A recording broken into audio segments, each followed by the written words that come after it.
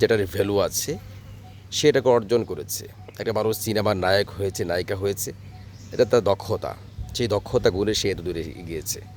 আপনার পৃথিবীতে যা কিছুই দেখেন যেটার ভ্যালু তৈরি হয়েছে, যেটা মূল্য আছে, সেটা অবশ্যই একটা স্কিল বা দক্ষতা। একটা নায়ক সে সুন্দর পোশাক পরে, পরিপাটি পরে সেটা ভ্যালু তৈরি করেছে, সে এটা প্রফেশনালি করতেছে, সে ইনকাম, সে এ ব্যাপারে সে সিরিয়াস, ইনকামের জন্য সে এটা করছে, তখন এটা ভ্যালু ক্রিয়েট হচ্ছে। যে কোনো জিনিসই যেটা আপনি প্রফেশনালি করবেন সেটা একটা ভ্যালু তৈরি হবে, সেটা অবশ্যই টাকা আনবে। আর যদি হেলায় ফেলায় করেন তাহলে কিন্তু সেটা টাকা আনবে না। সো টাকা আনার পদ্ধতিগুলো আপনাকে জানতে হবে, কোন প্রফেশন কীভাবে টাকা আসে। প্রফেসর কিন্তু লিমিটেড, এত বেশি আহামরি প্রফেসর কিন্তু বাংলাদেশে নেই।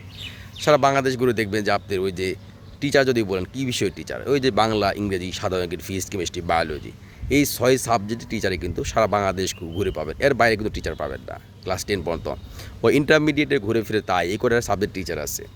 আবার অনার্স লেভেলেও যদি দেখেন তাহলেও কিন্তু ঘুরে ফিরে কয়েকটা সাবজেক্টে সীমাবদ্ধ। স্কিল বা দক্ষতা কিন্তু সীমাবদ্ধ, আপনার কোন ক্ষেত্রে দক্ষ হবেন সেটাকে আপনাকে নির্ধারণ করতে হবে। আপনার কিন্তু সব বিষয়ে আপনাকে হতে হবে না, মানে মহাপণ্ডিত হওয়ার কোনো সুযোগও নাই এবং দরকারও নেই। আসলে আপনি খেয়াল করে দেখবেন, একটা ইউনিয়নে আপনি ঘুরবেন, দেখবেন যে দোকানপাট, সব দোকানে কিন্তু সিস্টেম একটাই।